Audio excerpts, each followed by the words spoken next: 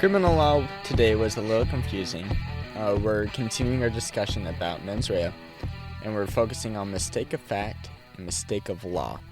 I'm going to try and keep this as short, as simple, and as organized as possible because otherwise I might get a little lost in the weeds myself and consequently may not actually be that helpful. Here's how this is going to work. I'm going to define mistake of fact.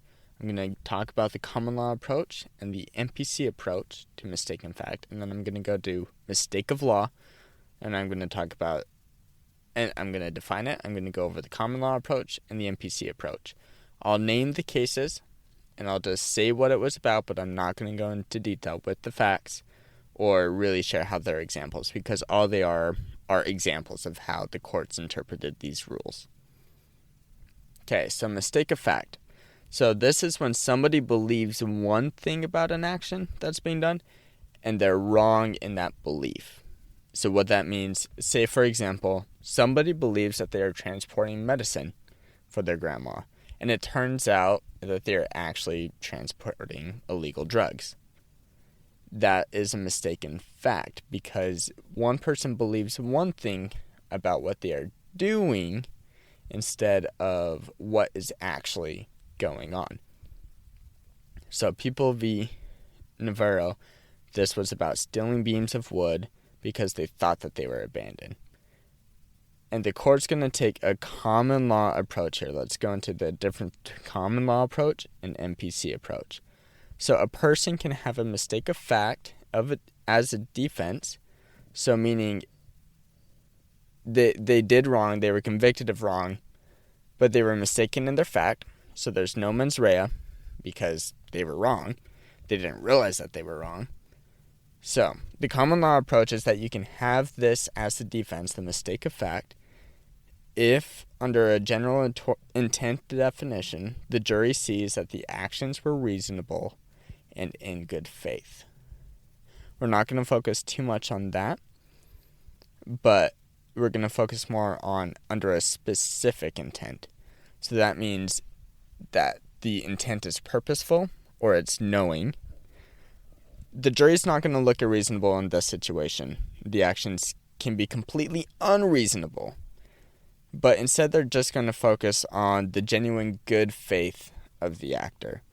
And this is actually the same approach as the MPC. So a person under the MPC is not going to be guilty of a crime of a mistake of fact if there's no mens rea, and that's what that second prong of the common law approach was, is if there's no purposeful or knowing or reckless or negligence, then there's no mens rea, and they're not going to be guilty of a crime. The difference with the MPC approach, though, is that this is true unless if somebody is committing a crime and is charged of another. So, say for example, somebody is transporting illegal drugs, and they believe it's one kind of drugs, and it turns out that it's actually a more dangerous and more punishable form of drugs. In this case, the court is going to rule to say that they're going to give the lesser degree of the offense. They're not going to be as guilty for the greater offense, but they are still going to be guilty of committing a crime because they committed a crime. So that's mistake of fact. Let's move into mistake of law. So mistake of law is when somebody believes one thing about the content of the law and they're mistaken in the meaning of that content. So for example here, let's say a law says that a person is permitted, so let's just say a state official is permitted to carry a weapon on them at all times without a license. And a federal official, not a state, a federal official sees that and they're like, oh, well, I'm an official. I could carry an unlicensed weapon on me at all times. The court's going to say, no, that's a mistake of law because you misinterpreted how the statute is interpreted. if that makes sense. And that's actually the case of what happened in People v. Marrero. The other example is Cheek v. United States, and that's tax evasion. In that case, the person did not believe that he was evading taxes. He just didn't believe that he needed to pay taxes, that taxes didn't apply to him. Anyways, the common law approach here is that there's generally no defense for ignorance of the law. So you can't say, oh, I didn't know that was a law. That's not a defense that one can use.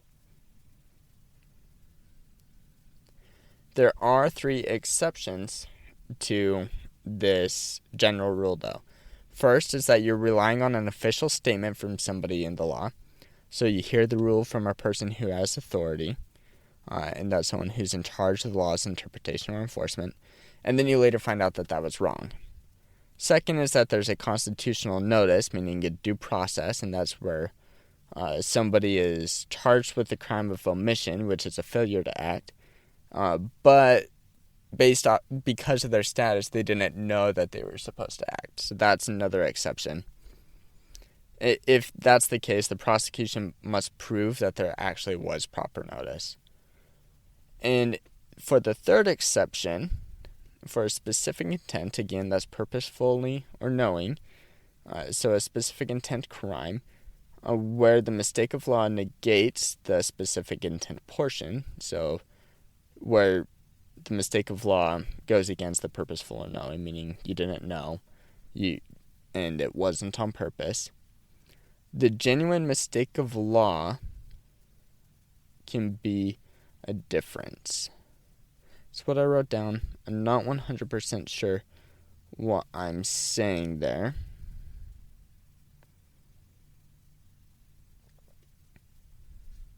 I might just be saying that for a specific intent crime, you do have a genuine mistake of law can still be permitted as a defense. I think that was just a typo there at the end. General mistake of law can be a defense. I meant defense, it was a typo. I'm sorry. Okay, the MPC approach, last but not least, I'll wrap this up. So, again, generally the rule is that there's no defense for the ignorance of the law, but there can be a mistake of the law if the purpose negates the mens rea. So, again, that's purposeful knowing, reckless, and negligence. If it negates the mens rea required to establish a material element.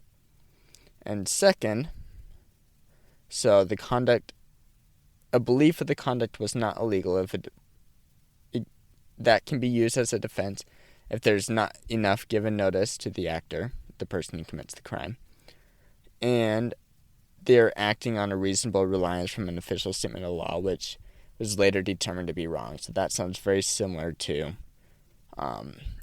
parts of the common law approach. There are key differences, but they are fairly similar. And the biggest difference there, we'll give this cheek example with the tax evasion, is if a person does not believe that they are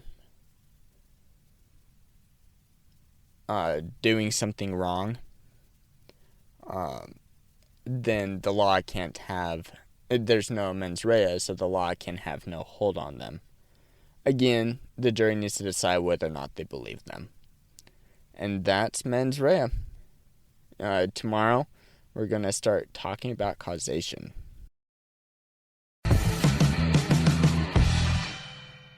Thank you for listening to this episode of The Law Schoolers. Before I let you go, there are 4 things I want to say. The first thing is if you enjoyed these episodes and if you enjoyed the website, I would invite you to go and join Law Schoolers Pro. And you can do that by going to lawschoolers.com/join.